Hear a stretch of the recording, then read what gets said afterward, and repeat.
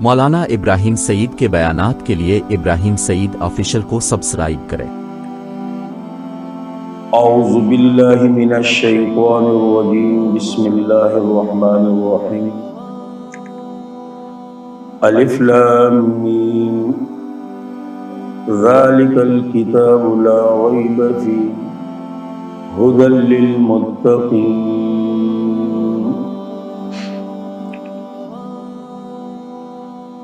سورت کا نام سورۃ البقرہ، اور یقیناً سورۃ البقرہ کا تعلق مدنی سورتوں کے ساتھ ہیں۔ نزول کے اعتبار سے سورت کا نمبر جو ہے 87 ہے، اور نازل ہوئی ہیں سورۃ مطففین کے بعد، اور ترتیب کے اعتبار سے سورت کا نمبر جو ہے دوسرا ہے سورۃ الفاتحہ کے بعد۔ اب وجہ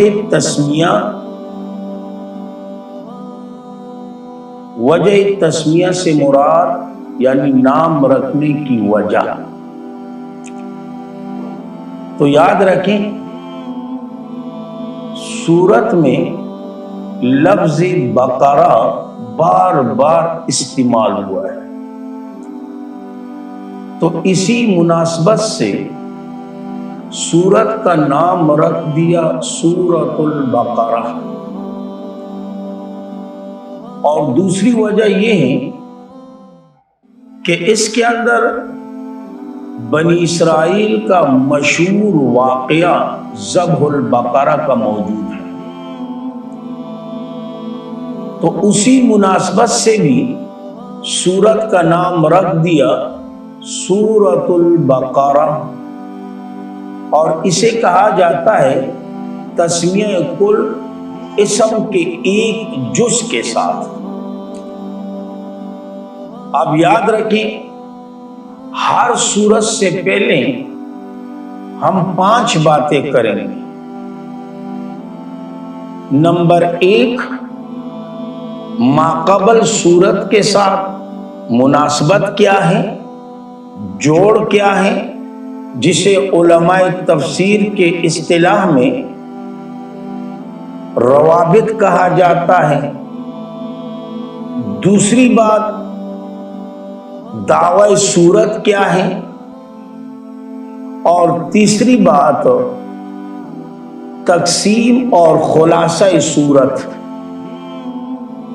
اور چوتھی بات امتیازات سورت، اور 5ویں بات مشکلات سورت۔ یہ ہر سورت کے شروع میں ہم کریں گے۔ اب یقیناً ماقبل سورت جو ہے وہ ہے سورۃ فاتحہ۔ اب اس کے ساتھ کئی طریقوں سے مناسبت اور جوڑ موجود ہیں، لیکن میں ان میں سے صرف 4-5 آپ کے سامنے بیان کروں گا۔ سب سے پہلے سورۃ فاتحہ میں 3 جماعتوں کا اختصار کے ساتھ تذکرہ موجود تھا، جن میں سے ایک جماعت منعوم علیہم کی، دوسری جماعت مغضوب علیہم کی، اور تیسری جماعت ضالین کی۔ اب سورۃ بقرہ میں ان تینوں جماعتوں کی تفصیل موجود ہے، تو اسی مناسبت کی وجہ سے سورۃ الفاتحہ کے بعد سورۃ البقرہ کو لے کر آئے۔ دوسری مناسبت یہ ہے کہ سورۃ فاتحہ میں ہم نے اللہ میاں سے دعا کی تھی، اہدنا الصراط المستقیم، تو سورت بقرہ میں اسی دعا کی اجابت کی بات آ گئی کہ ذالک الکتاب، اہدنا الصراط المستقیم، صراط مستقیم چاہیے، ذالک الکتاب، یہ کتاب صراط مستقیم ہے۔ تو اسی مناسبت کی وجہ سے سورت الفاتحہ کے بعد سورت البقرہ کو لے کر آئے۔ تیسری وجہ یہ ہے کہ سورت فاتحہ میں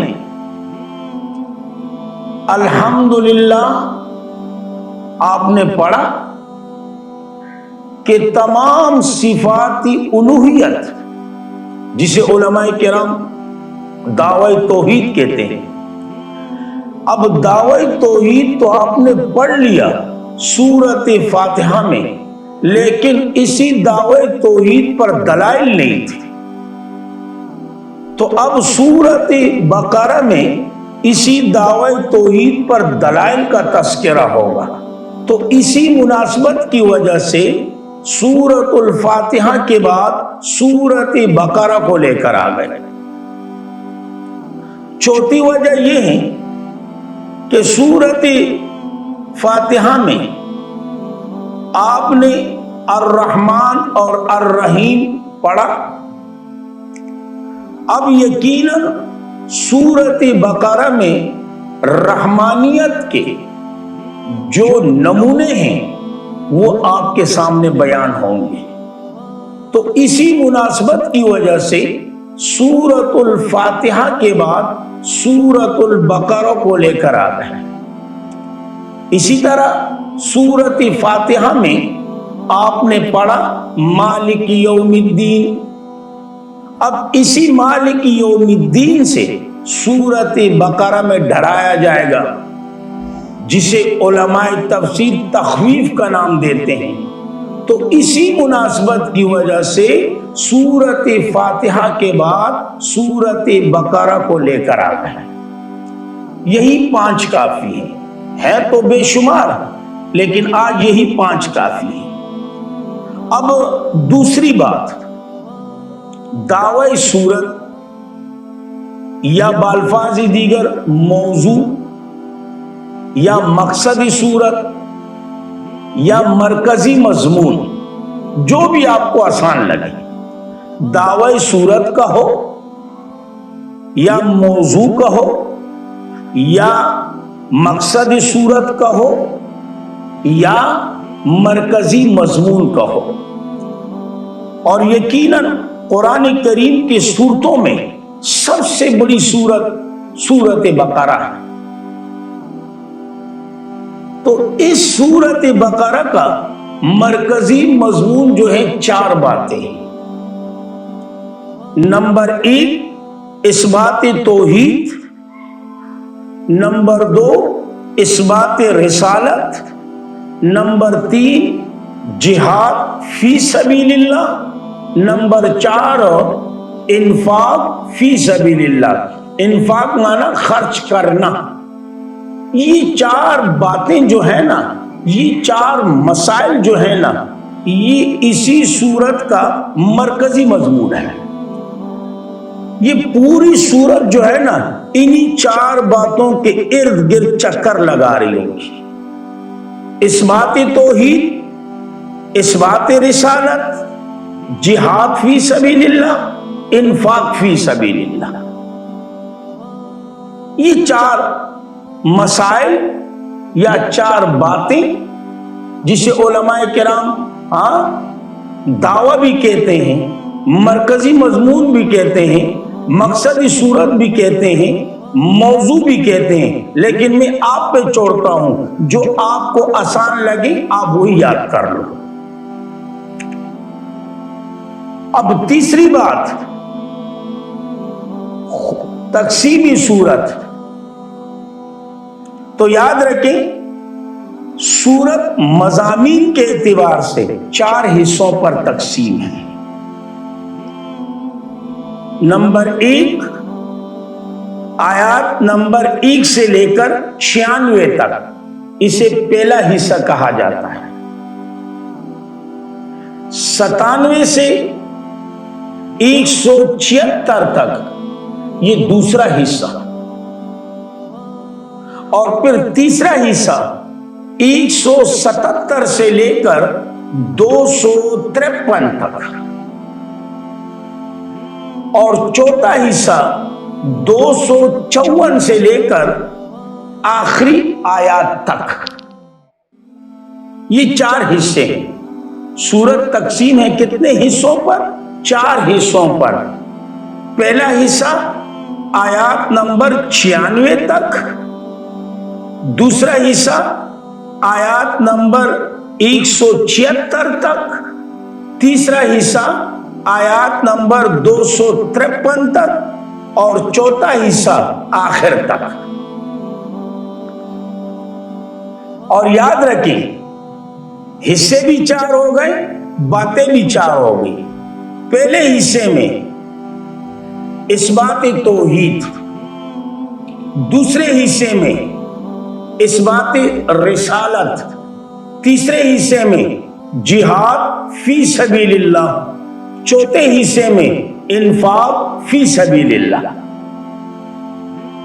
مختصر انداز میں کہوں، پہلا حصہ لا الہ الا اللہ پر، دوسرا حصہ محمد الرسول اللہ پر۔ لا الہ الا اللہ پہلا حصہ، محمد الرسول اللہ دوسرے حصے میں۔ اب اسی لا الہ الا اللہ کے لیے جہاد کرنا ہوگا، یہ تیسرے حصے میں آ گیا۔ اب جہاد بغیر پیسوں کے نہیں ہوتا، تو چوتھے حصے میں بات آ گئی انفاق کی۔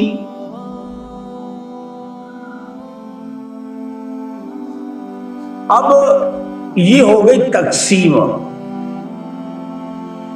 اسے کہا جاتا ہے تقسیم۔ اب پہلا حصہ بھی ابواب پر تقسیم ہے، 3 باب پر مشتمل۔ پہلا باب جو ہے آیات نمبر 20 تک، دوسرا باب آیات 21 سے 39 تک، اور تیسرا باب آیات 40 سے 96 تک۔ 3 باب پر تقسیم، جس کی جمع ہے ابواب۔ اسی طرح دوسرا حصہ بھی ابواب پر مشتمل، اسی طرح تیسرا حصہ بھی، اسی طرح چوتھا حصہ بھی۔ لیکن انشاءاللہ جب ہم ان حصوں کی طرف جائیں گے پھر ان کے ابواب پر بھی بات کریں گے۔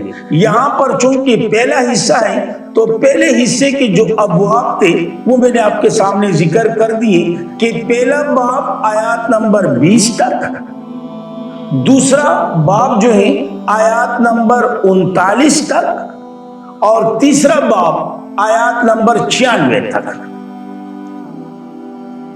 اب آخری بات امتیازات سورت۔ امتیازات سورت کا مقصد یہ ہوتا ہے کہ ایسی بات جو صرف اسی سورت میں موجود ہو، کسی اور سورت میں نہ ہو، یا جس انداز میں اس سورت کے اندر موجود ہو اسی انداز میں کسی اور سورت میں نہ ہو۔ تو یقیناً سب سے پہلا امتیاز واقعہ ذبح البقرہ۔ آپ پورا قرآن اٹھائیں آپ کو کہیں اور نہیں ملے گا۔ اسی طرح حضرت ابراہیم علیہ السلام کا نمرود کے ساتھ مناظرہ کرنا، یہ بھی آپ کو صرف اسی سورت بقرہ میں ملے گا اور کہیں نہیں ملے گا۔ تو یہ بھی امتیازات میں سے ہو گئے۔ اسی طرح عزیر علیہ السلام کا واقعہ معروف اور مشہور، عزیر علیہ السلام۔ آپ پورا قرآن اٹھائے، پورا قرآن کو چھان بین کرے، آپ کو یہ واقعہ عزیر جو ہیں صرف سورت بقرہ میں ملے گا اور کہیں نہیں ملے گا۔ اسے کہا جاتا ہے امتیاز۔ تو یہ تیسری امتیاز ہو گیا۔ اسی طرح ہاروت اور ماروت والا واقعہ، جو فرشتے ہیں نا دو، ہاروت اور ماروت، اب ان کا واقعہ بھی سورت بقرہ کے امتیازات میں سے ہے۔ کیونکہ یہ صرف سورت بقرہ میں موجود ہیں اور کہیں آپ کو نہیں ملے گا۔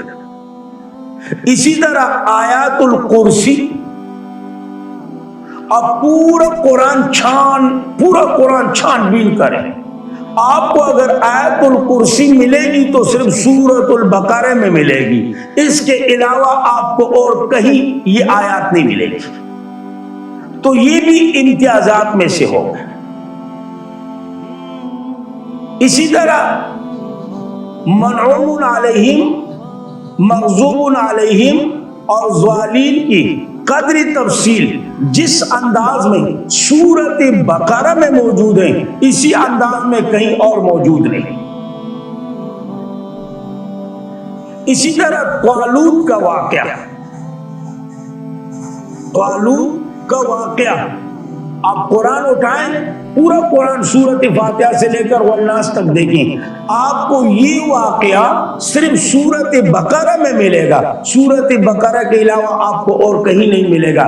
لہذا واقعہ طالوت جو ہے یہ بھی سورت البقرہ کے امتیازات میں سے، اور بھی کئی امتیازات ہیں لیکن میں نے صرف آپ کے سامنے 4-5 ذکر کر دی۔ اب رہی بات مشکلات، تو انشاءاللہ جیسے جیسے کوئی لفظ مشکل آئے گا میں آپ کو بتاتا جاؤں گا کہ لفظ مشکل ہے، ذرا توجہ سے سنیں۔ تو انشاءاللہ الف لام میم قرآن کریم میں حروف کتنے اعتبار سے ہیں، کون کون سے ہیں، تو انشاءاللہ آنے والی ویڈیو میں اس پر تفصیل کریں گے۔ اللہ رب العزت عمل کرنے کی توفیق عطا فرمائے۔ وآخر دعوانا الحمدللہ رب العالمین۔